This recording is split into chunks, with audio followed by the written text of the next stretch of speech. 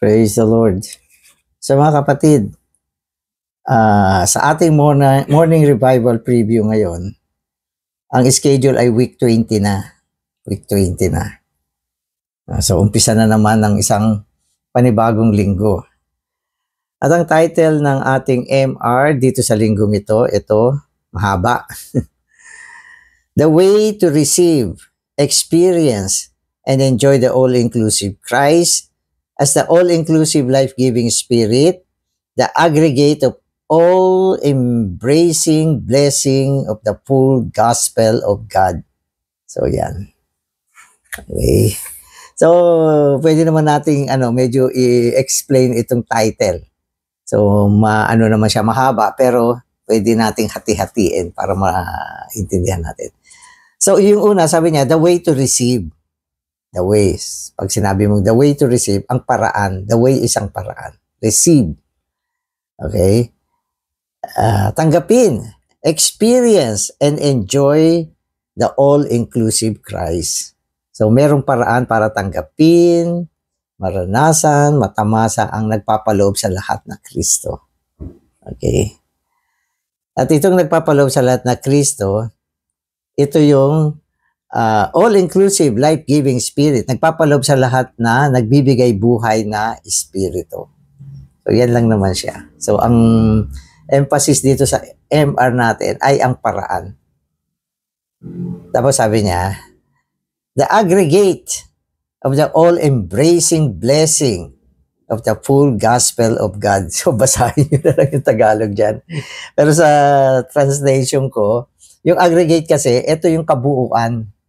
Yan na yung kabuuan ng lahat na embracing, yung may yakap na pagpapala ng buong o puspos na ebanghelyo ng Diyos. So, yan yung title natin ngayon.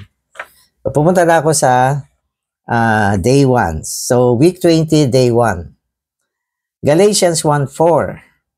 Who gave himself for our sins that he might rescue us out of the present evil age according to the will of our God and Father. Okay, so madali siyang intindihin. Binigay niya yung sarili niya. So ang Panginoon, binigay niya yung sarili niya para sa ating mga kasalanan. At ito ay tumutukoy sa kanyang pagkapako sa krus. No? Ang ibig sabihin ng binigay yung kanyang sarili, namatay siya para sa atin. No?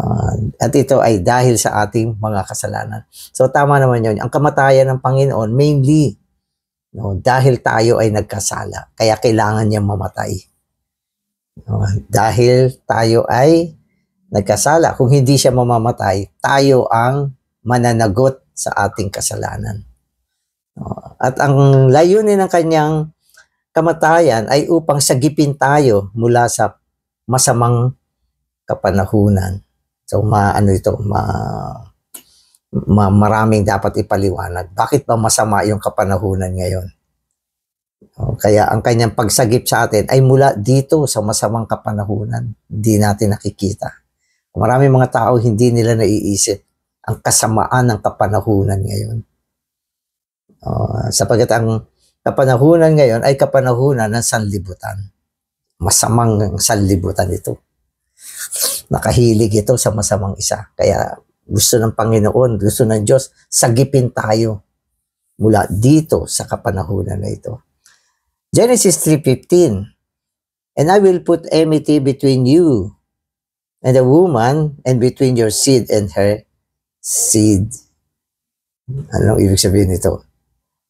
Sa aking pananaw, I hope tama ako, ito ay salita ng Diyos kay Satanas.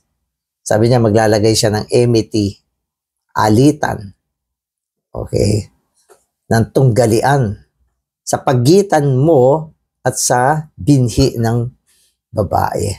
Ang ibig sabihin, darating ang binhi ng babae na walang iba kundi si Kristo at magkakaroon ng pagtutunggali. Okay, si Satanas at itong binhi ng babae. Kaya sinasabi, itong binhi ng babae ang dudurog sa ulo nitong ulupong. Wawasakin niya ito. Dudurugin niya ito. Dudurugin niya ang ulo ng ulupong. Yung ulupong naman ay sasaktan ang kanyang sakong. Ibig sabihin, ahas yan. At yan naman ay tumutukoy sa kamatayan ng Panginoon. So, yun yung interpretation dito. Ano pa?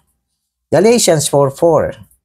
But when the fullness of the time came, God sent forth His Son, born of a woman, born under law.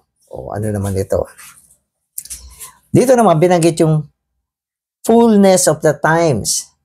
Fullness of the times. Ibig sabihin, umabot na yung kasukdulan ng kapanahunan.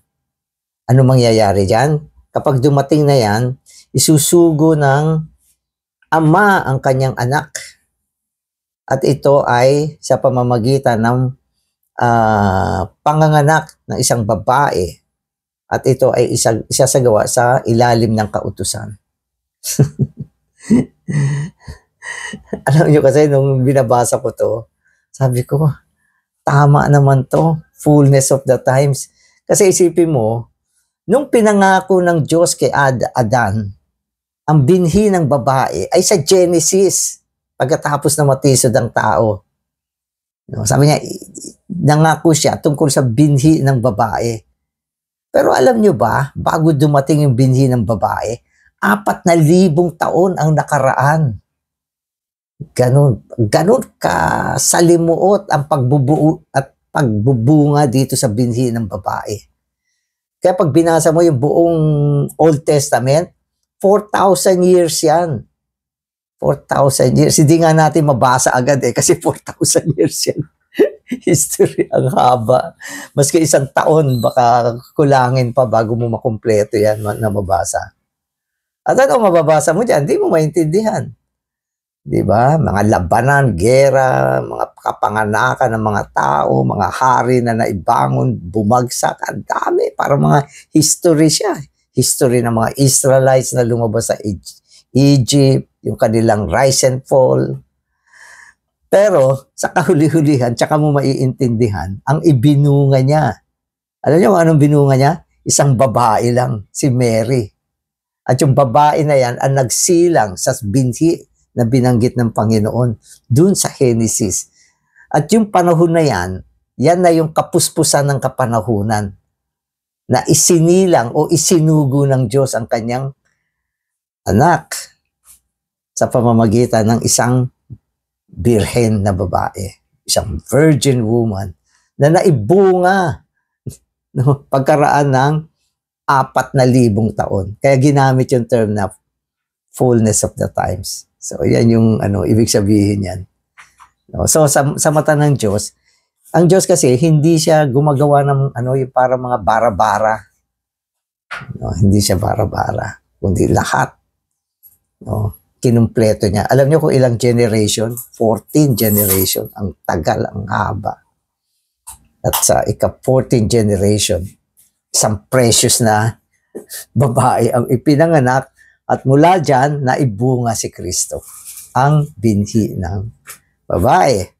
Kaya sinasabi sa atin, yan yung fullness of the time. Okay. Amen. Amen. Okay, the most evil thing, according to Galatians, is to distract people from Christ. God's will is to reveal Christ into us, to have Christ live in us, and to have Christ form in us. This is God's purpose. God's intention is to work Christ into us. But Satan's subtlety is to use religion to keep us away from Christ. It appears good and cultured, yet religion separates more people from Christ than anything else does. Amen. Yung Diyos natin ay meron siyang intention. Intention, ibig sabihin yun yung gusto niyang gawin. Pag sinabing intention, ito yung plano niya, yung gusto niya, yung kaluguran niya. At hindi mo pwedeng baguhin yan. Yan ang gusto niya. At ang gusto niya ay isang tao lang, si Kristo. Isang persona na unique sa buong mundo na isagawa sa tao. Huwag mo nang baguhin yan. Yan na yung gusto ng Diyos . At wag na tayong malihis dyan. Sabi niya, itong Kristong ito, okay, ay, i-reveal niya una sa atin. Reveal ang ginamit. Ibig sabihin, ipapakita niya sa iyo yan. No? Bubuksan niya yung mata mo na makikita mo si Kristo to. Reveal. Okay, yan ang una niyang gustong gawin. Nakita mo na ba? Dapat nakita mo itong isang ito. Sa buong sansinukob, etong isang ito ang gusto ng Diyos. Kaya sa Biblia, paulit-ulit niya sinasabi, ito ang aking anak na labis kong kinalulugdan. Ibig sabihin, yan ang nagpapasaya sa akin. At itong isang ito, kailangan makita mo. Kailangan makita mo siya. Na dito sa mundo, yan lang ang precious. Siya lang ang totoo, siya lang ang precious, siya lang ang kinalulugdan ng Diyos. At gusto ng Diyos, itong isang ito, okay, ay maging pamumuhay na natin. Binigay niya sa atin itong kanyang anak upang maging pamumuhay natin. Lahat ng ginagawa mo, Christ, Christ, Christ. Pagsasalita mo, Christ, lahat. Etong isang ito, no? Na katulad ng binanggit ni Pablo, for to me, to live is Christ. Pag hindi Christ, walang kwenta. So, yan ang gusto ng Diyos. At pagkatapos, gusto niya, itong Christ na ito, maihubog sa iyo. Yan. Kaya dahil dito, ang buhay natin ay nakafocus lang sa isa, si Kristo lang. Si Kristo lang. Kaya dito sinabi niya, lahat ng distraction, ang pinaka-evil na bagay, no, sa mata ng Diyos. Anumang bagay na gumagambala sa iyo, okay, umuokyo pa sa iyo, kinababaliwan mo, na hindi si Kristo ay ang pinakamasamang bagay sa mata ng Diyos. Kasi sinasalansang niya ang intensyon ng Diyos na si Kristo lang. So, yan yung ibig sabihin. At dito, bumaling siya. Ano ang pinakamatinding bagay na humahadlang sa tao upang tamuhin niya ang Panginoon, upang ibuhay niya ang Panginoon, upang mahayag ang Panginoon sa kanya? Alam niyo kung ano? Religion. Religion. No? Ang pinakamahirap na taong, okay, dalhin kay Kristo ay yung pinaka-relihiyosong tao. Lahat ng mga relihiyosong tao, hindi mo madala sa Panginoon. Ang hirap. No? Katulad ng mga Galatian. Kaya nga si Paul nagtatravel eh. Kasi siya ay nagsisilang muli. No? At ang pagsisilang niya ay ang ihubog si Kristo sa mga Galatian believers. At alam niyo ba, ang pinakamatinding religion sa buong mundo ay ang Judaism. Judaism. No? Sapagkat ito na yung best religion na ito sa buong mundo eh. Anong religion ang pwede mong itapat dyan? Di ba? Ang pagsasagawa ng Judaism sa pamamagitan ng law. Saan nanggaling ang law? Sa Diyos. Yung mga Levitical regulations, Sabbath, lahat yan, nanggaling sa Diyos yan. At naniniwala sila, kung ginagawa nila yan, sila ay maka-Diyos at sinusunod nila ang Diyos. Kaya ang bigat ng, ng relihiyon na ito. Ang bigat. Hindi nila alam na ang kapanahunan nagbago na. Nagbago na. Yung Diyos sa lumang tipan, bumaba na, naging tao, naging espiritu upang isagawa yung sarili niya tungo sa mga believer. Hindi nila nakikita yan. Andun pa sila sa mga lumang bagay o templo pa, kanilang pinupuntahan. At naniniwala sila, nandun pa rin yung Diyos sa templo. Di ba? Sa bagong tipan, wala na yan. Give up na ng Diyos yan. Pinayagan na nga niya magiba yung templo eh. At sinabi ni Paul, kayo ang templo ng Diyos. Ang templo na ng Diyos ay yung mga believer na. Hindi na yung physical. Pero andun pa rin sila. Di ba? Andun pa rin sila. At naniniwala pa rin sila na yung Diyos ay nandun sa Jerusalem. Sabi niya, doon kami sasamba. Yun ang inutos ng Diyos namin.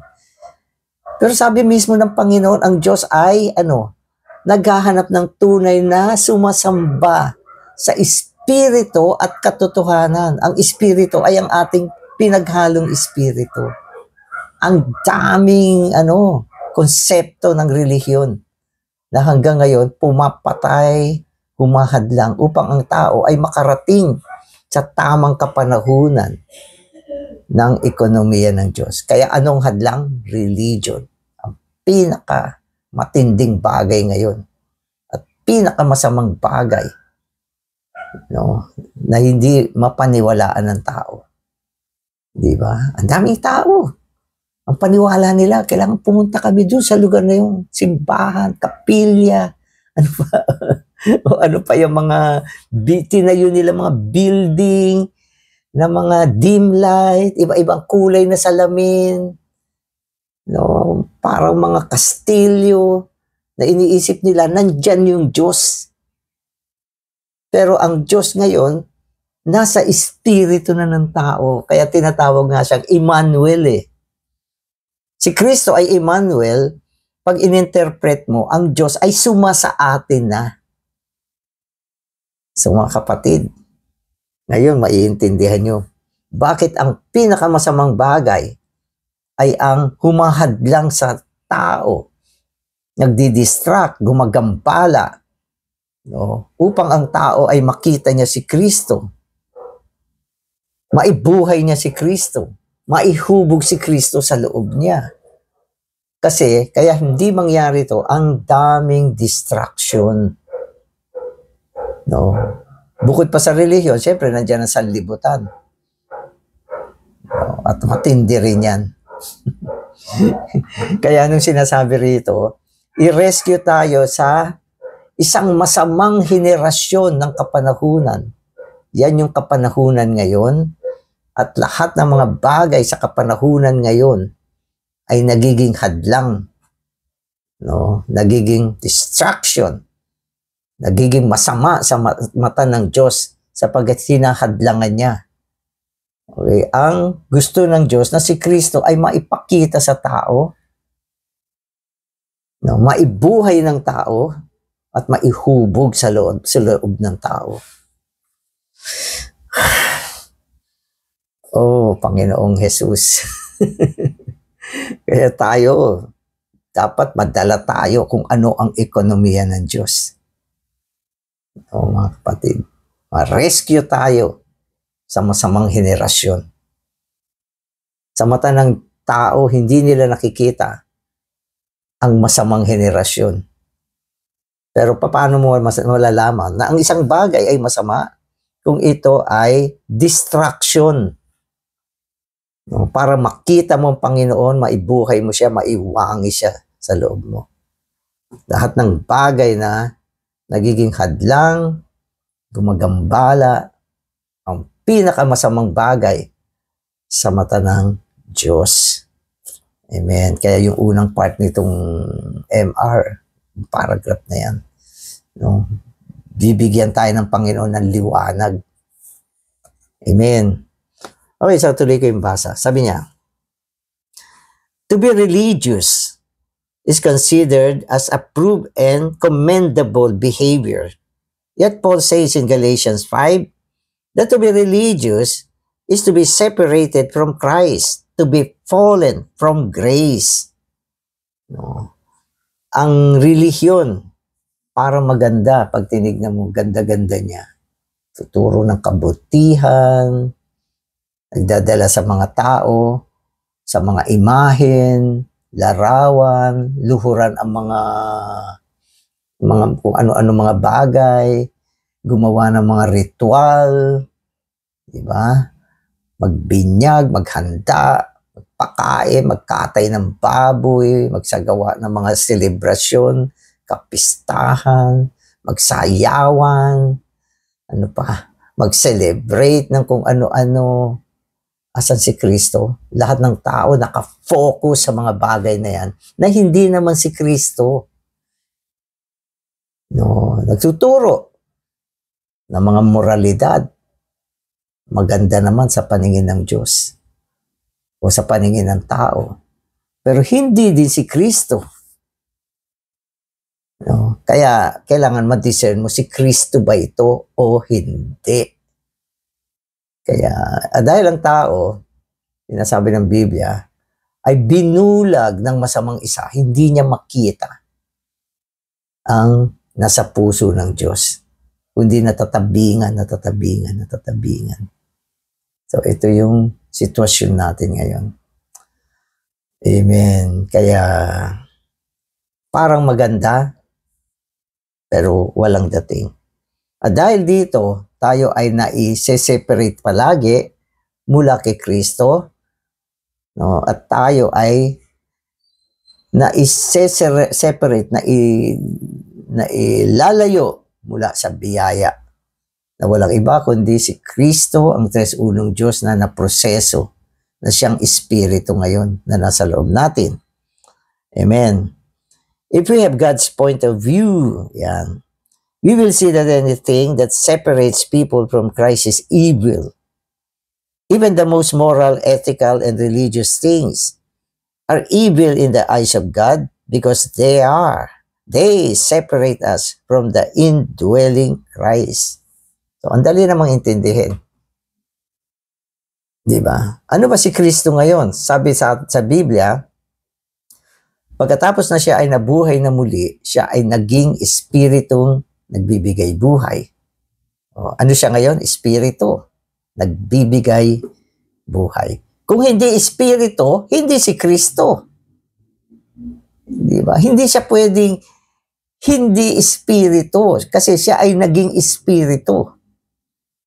Kaya kailangan pag Kristo, espiritu, pneumatic siya, malahangin.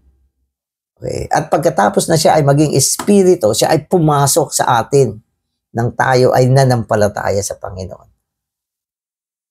No? At siya ay naihalo sa ating espiritu. Kaya ang espiritu natin, mingled spirit, yan na si Kristo ngayon. Naging personal natin. Kaya kung hahanapin mo siya, simple lang, sa espiritu, dito sa loob. Nandyan siya. Walang iba. Ito ang isang malinaw na pangitain na binigay ng Diyos sa atin sa bagong tipan. Diba? Titus, the Lord be with your spirit. Diba? He who is joined to the Lord is one spirit. Diba? So, ang linaw. Naiugpong tayo sa Panginoon at naging kaisang espiritu natin siya. Diba? You are the temple of God. The Spirit of God dwells in you. Ang linaw. Diba? Asan siya? Sa espiritu natin. Ano pa? Ang Eklesiya, katawan ni Kristo, binubuo na marami sangkap. At ang mga sangkap na ito ay ang mga believer. Dahil meron tayong buhay ni Kristo, binuo niya tayo bilang katawan ni Kristo. Sino ang ulo? Si Kristo. Sino ang katawan? Ang mga believer. Diba? So ano ang Eklesiya? Ang salitang Eklesiya ay ang called out ones. Katipunan ng mga believer. Kung walang pagtitipon ang mga believer, walang eklesiya, walang kahayagan ng katawan ni Kristo. Saan mo siya hahanapin? Maski na 1 milyong tao, meron ang isang siyudad katulad ng Manila. Kung hindi sila magsasama-sama, walang expression ng eklesiya. Diba? So, nagbago na ang kapanahunan. So, mga kapatid, nagbago na. At ang pagsasagawa ngayon ng Diyos, ihubog niya yung sarili niya sa loob natin. Paano niya gagawin yan? Ito ay sa pamamagitan ng Panginoong Espiritu. Panginoong Espiritu. Dahil Espiritu siya, unti-unti ihuhubog niya yung sarili niya sa loob natin. Diba? upang tayo umabot, sabi niya, na magkaroon tayo ng image ni Kristo. At sinabi sa John, sa pagpapakita ni Kristo, tayo ay magiging katulad niya. Wow! Paano tayo naging katulad niya? Kasi ihinubog niya yung sarili niya sa loob natin. So yan ang mga bagay ng ekonomiya ng Diyos. Diyan tayo nakafocus ngayon. Kaya may hymn na sabi, it's a wrong way to be religious. Huwag ka na dyan. Pasensya na kayo, mga nasa religion. Pasensya na kayo. Ngayon, itong video ko, open ito. Open to sa mundo ngayon. Praise the Lord. Amen. Okay, today's reading na ako. The promises given by God concerning Christ as our Redeemer and Savior are all regarding a seed. Okay.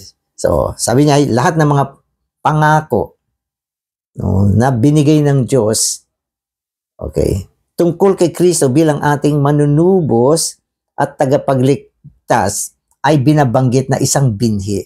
Kaya binhi ang binanggit. Kasi binhi, ito ay kadalasan na binanggit sa lumang tipan. Sa lumang tipan. Ang binhi ay nangangailangan ng development. Binhi yan . Lahat ng binhi, bago mo yan pakinabangan, dadaan yan sa proseso. Bago mo matamo yung bunga. Kaya binhi siya. So yung mga term dito, tatlong klaseng binhi. The seed of the woman, the seed of Abraham, the seed of David. These three seeds are promised in the Old Testament, but in the New Testament, Christ as the fulfillment of these seeds has come. Matthew 1:1 says, the book of the generation of Jesus Christ, the son of David, the son of Abraham. Many names are mentioned in this genealogy, but Jesus is called only the seed of the woman. So yung woman, si Mary. Okay. The seed of David and the seed of Abraham. So lahat ng mga seed na ito ay tumutukoy sa isa. Yun yung binhi ng babae. Okay? At yung babae ay si Mary, Virgin Mary na nagsilang dito sa binhi na ito. Sino siya? Si Jesucristo. Nakatuparan ng lahat ng mga binhi, tatlong uri ng binhi na pinangako ng Diyos sa lumang tipan. Kasi, nung ang tao ay nagkasala sa Genesis, ang Diyos mismo ang pumunta sa tao. Ang Diyos mismo. Di ba? Unang tanong, saan ka na? Where are you? Ibig sabihin, nagkasala ka na, nawala ka na. Sinuway mo yung bilin ng Diyos na huwag kumain ng bunga. Okay? Ng puno ng kaalaman, ng karunungan at kasamaan. Karunungan ng mabuti at masama. Sinuway mo, na-fallen ka na. Pero hindi siya hinayaan ng Diyos. Mahal ng Diyos ang tao. Fall na, pinuntahan pa niya. At siya yung unang-unang nag-preach ng gospel sa tao. At ang sentro ng kanyang preaching ay ang binhi ng babae. Diba? Sabi niya, itong binhi ng babae, darating siya. Anong gagawin niya? Dudurugin niya yung ulo ng ulupong. Kaya antayin mo. Diba? At pagkaraan ng 4,000 taon, dumating na yung fullness of times. Diba? 4,000 taon. To bring forth Christ, ang unang Diyos tao, na isinilang mula sa isang babae. At ito ay walang iba kundi si Jesucristo, ang Panginoong Jesus. So yan yung history dito. 3 binhi. Binhi ng babae, ibig sabihin tumutukoy sa Diyos na nagkatawang tao. Di ba? Siya rin ang binhi ni Abraham. No, na ito ay tumutukoy, no, sa mula siya sa lahi ni Abraham. Mga Israelites. Binhi ni David. Ibig sabihin, itong binhing ito ay isang binhi ng hari, makahari. No, at ginamit yung salitang Emmanuel sa Bagong Tipan. Ang ibig sabihin, ang Diyos dadalhin ng tao, ng Diyos. Ang Diyos ay dadalhin sa tao at ang tao ay dadalhin sa Diyos. Amen. The divine economy and the divine dispensing are seen in the promises of God's anticipated redemption and salvation. Amen. So dito, anong nakikita natin? Dibinong ekonomiya, dibinong pamamahagi. Okay. Sa pamamagitan ng katubusan at kaligtasan. The first promise is the promise of the seed of the woman who was the son born of a virgin. The promise of the seed of the woman was given immediately after Adam's fall. Totoo naman yon. Pagkatapos na natisod si Adam, binanggit agad ng Diyos yung seed of the woman. Kaya lang, nag-intay pa ng fullness of the time, 4,000 years, bago dumating. The promise of the seed of the woman refers to the incarnated Christ. Mary, a female descendant of King David, became the mother of the promised Christ and the mother of the seed of the woman. Amen. So ano yung seed of the woman? Ito ay tumutukoy sa nagkatawang taong Kristo sa pamamagitan ng isang babae, no, na siyang inapo ni Haring David. Kasi si Mary mula sa angkan ni David yan sa mga henerasyon. Bakit ang binibigyan pansin dito ay si Mary? Kasi si Kristo, wala naman siyang biological father. Si Jose ay asawa ni Mary. Pero nung naisilang ang Panginoon, hindi pa sila nagsama ni Jose. Kaya ang Panginoon ay anak lang ni Mary. Si Jesus ay anak ni Mary na walang biological father. Pero siyempre si Mary, nanganak din siya dahil nagsama sila ni Jose. Kaya sa Matthew, binanggit sa atin yung mga kapatid ng Panginoon sa laman. Di ba? So, kaya nga pag sa relihiyon, hindi mo matutuhan yan. Sa Biblia, makikita mo yan. Bago pinanganak ang Panginoon, si Mary at si Jose, hindi pa sila nagsama. Kaya sinasabi rito na ang Panginoong Hesus ay anak ng isang virgin. Pero si Mary at si Jose, mag-asawa yan. Mag-asawa yan Kaya pagkatapos isilang ng Panginoon, sila ay namuhay ng katulad sa ordinaryong mag-asawa. Kaya sa isang portion ng Biblia, binanggit dyan yung mga kapatid ng Panginoon. At binanggit pa yung mga pangalan. Isa sa mga binanggit yan ay si James. Alam niyo ba si James? Elder ng Jerusalem. No, yan ay kapatid ng Panginoon sa laman. Sa laman. Na si James ay bunga ng pagsasama ni Maria at ni Jose bilang mag-asawa. At siya ay naging elder. Ay, nako. Okay, sige. Okay, so ang ibig sabihin ng seed of the woman ay ang nagkatawang taong Kristo sa pamamagitan ni Mary. Okay? At ang si Mary ay inapo ni Haring David na naging ina ng ipinangakong Kristo, ang ina ng binhi ng babae. Ayan. So, literal history yan.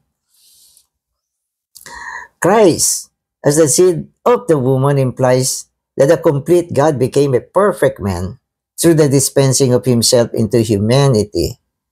In eternity past, God remained in himself. But at one point, he made a council. Nagkaroon ng advice, pagpapayo. O pwede natin sabihin, ito ay isang conference. Okay, anong pinag-usapan dyan? Not to remain in himself any longer. So doon sa pagpupulong ng Diyos, nagdesisyon sila na wag nang manatiling Diyos lamang sa habang panahon. Oh, ano kasi ito, napaka-great na bagay ito na ang Diyos mismo nag-isip siya na maging tao. Diyos ako. Tagal na, mula sa nagdaang kapanahunan, ako ay Diyos. Ang Diyos ay hindi tao, mga kapatid. Diyos yan. So sa isang takdang kapanahunan, okay, nagdesisyon siya na siya ay magiging tao. Hindi ba yan ang pinaka-greatest miracle sa buong sansinukob? Ang pagkakatawang tao ng Diyos.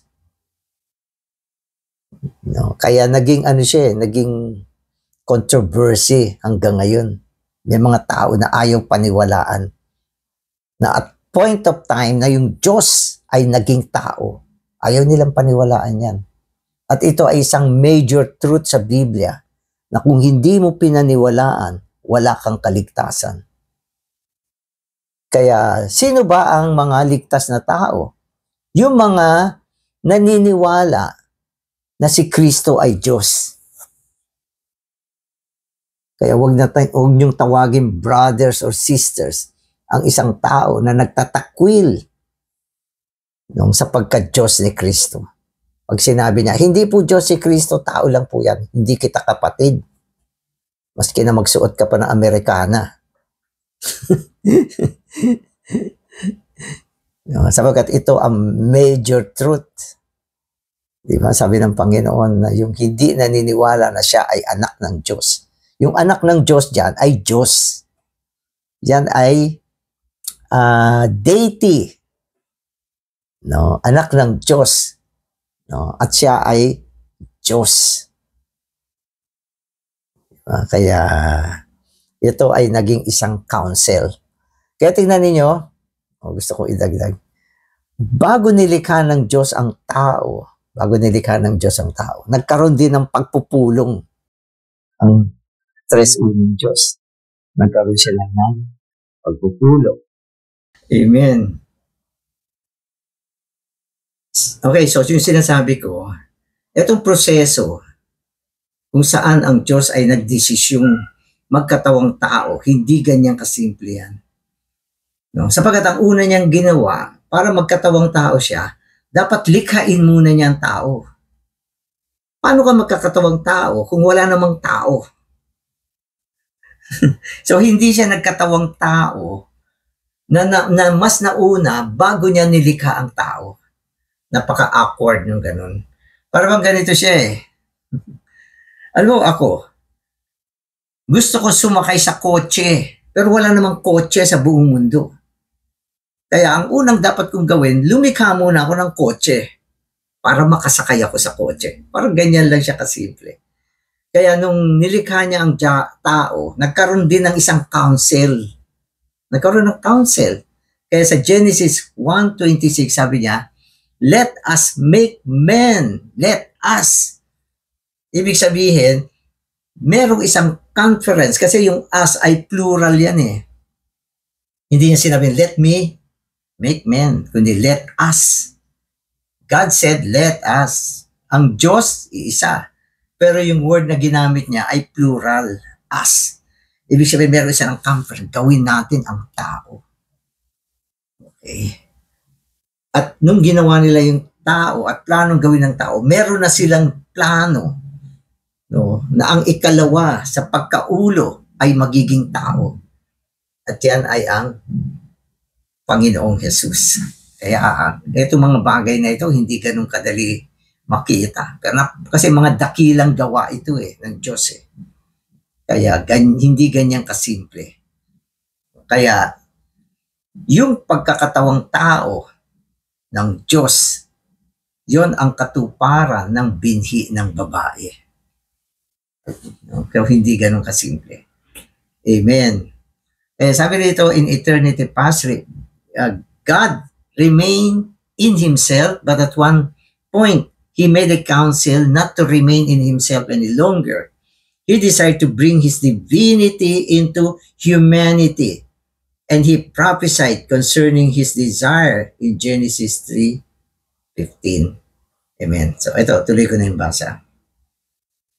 However, this promise was not fulfilled until Mary, okay, until Mary conceived in Matthew 1. Because he was very patient, our God was silent for 4,000 years at the time of the Lord's incarnation. God did not come to visit men as he had done with Adam.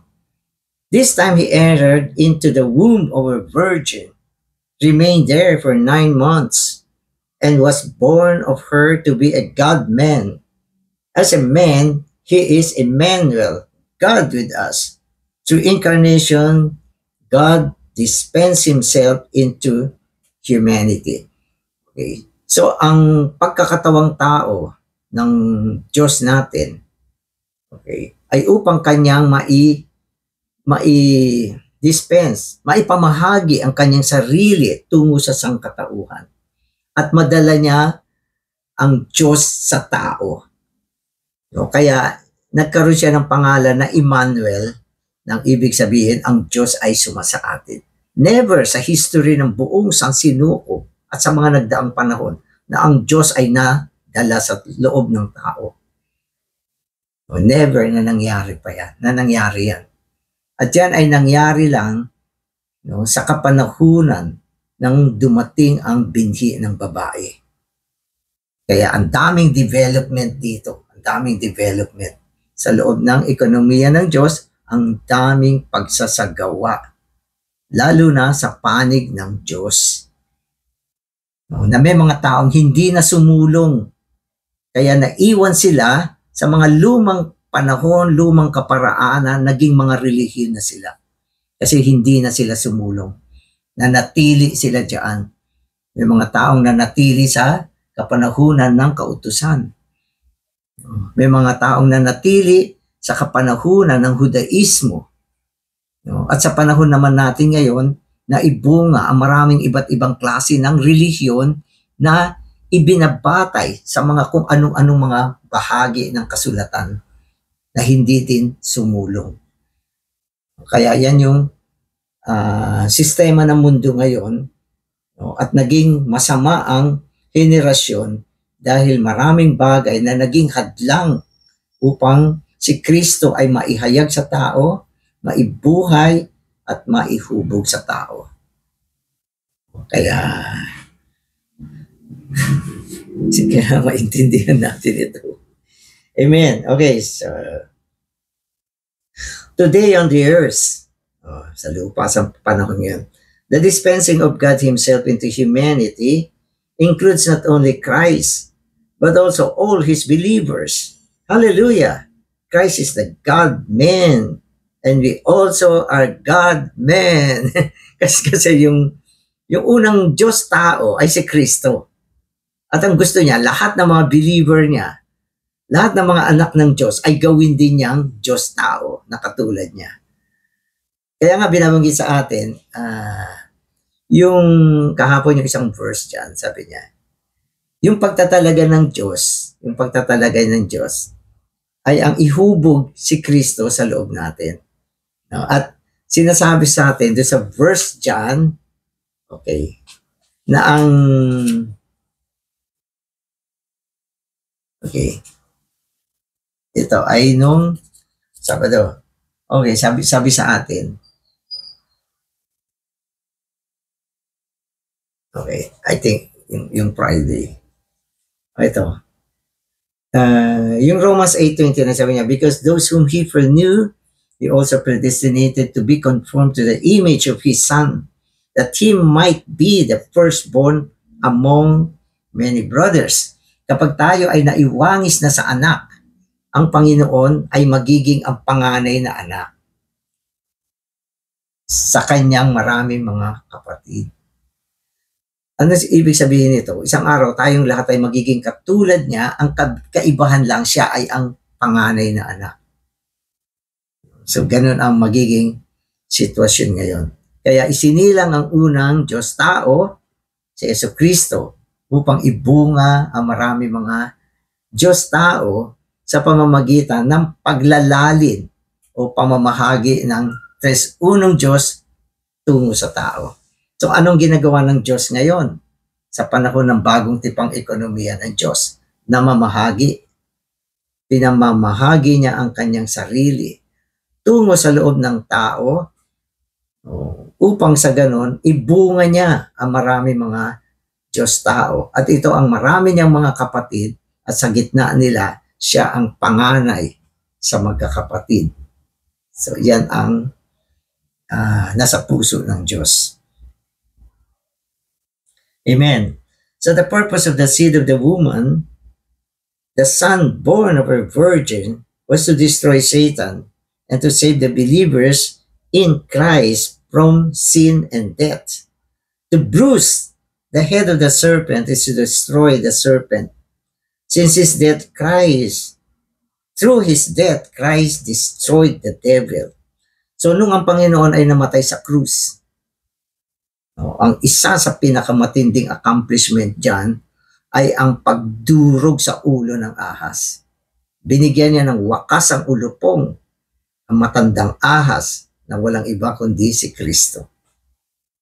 So yun yung isang accomplishment. Kaya dahil ang Panginoon ay napako sa krus 2,000 taon na nakakaraan, durog na ang ulo ni Satanas. Pwede mo sabihin, Satanas, na durog na pala yung ulo mo. Tapos ka na. Wala ka ng hantungan kundi ang dagat-dagatang apoy. Okay, so yung una. Ang pangalawa ay upang iligtas ang mga believer mula sa kasalanan at kamatayan. Kaya sa kanyang pagkapako sa krus, nilutas din niya ang problema ng kasalanan at kamatayan upang ang lahat na manampalataya sa Panginoong Jesus ay magtamo ng kapatawaran ng kanilang mga kasalanan at sila ay mai-rescue mula sa walang hanggang kamatayan. Yan ay ang kamatayan ng dagat-dagatang apoy. So nagawa na yan ng Panginoon. Nagawa na lahat yan. Kumpleto na yan. Wala na tayong problema dyan. Ang kulang lang ay ang pagtatransforma sa atin upang marating natin yung kapuspusan ng pagkaanak at maging katulad tayo ng Panginoon. At yung nakaraang linggo, yun yung tinatawag natin paghuhubog. Paghuhubog tungo sa larawan ng Diyos. Amen. Amen. Since Adam's fall, 3 things have bothered mankind: Satan, sin, and death. In his death and resurrection, Christ destroyed Satan and saved his believers from sin and death. Praise the Lord. Yan yung gospel. Na ang tao ay kailangan maniwala kay Kristo at maniwala na sa kanyang kamatayan at pagkabuhay na muli, winasak na niya si Satanas. Binigyan ng katapusan si Satanas, tinurog ang ulo ng ahas. At sa pamamagitan ng kanyang kamatayan, niligtas niya tayo mula sa kasalanan at kamatayan. So lahat ng ito ay isinagawa ng binhi ng babae na walang iba kundi si Kristo. Amen. So salamat Panginoon. Ikaw ang katuparan ng binhi ng babae, ang isa na dumating upang durugin ang ulo ng ulupong, bigyan ng wakas ang aming kaaway na siyang kaaway mo rin, na siyang pinanggalingan ng kasalanan at kamatayan. At sa parehong pagsasagawa mo, binigay mo rin sa amin ang kaligtasan namin mula sa kasalanan. Sa pamamagitan ng iyong dugo, tinan mo namin ang kapatawaran ng aming mga kasalanan. At sa pamamagitan ng iyong kamatayan, hindi na kami mamamatay, Panginoon, sapagkat ikaw ay namatay na para sa amin. Amen. Amen.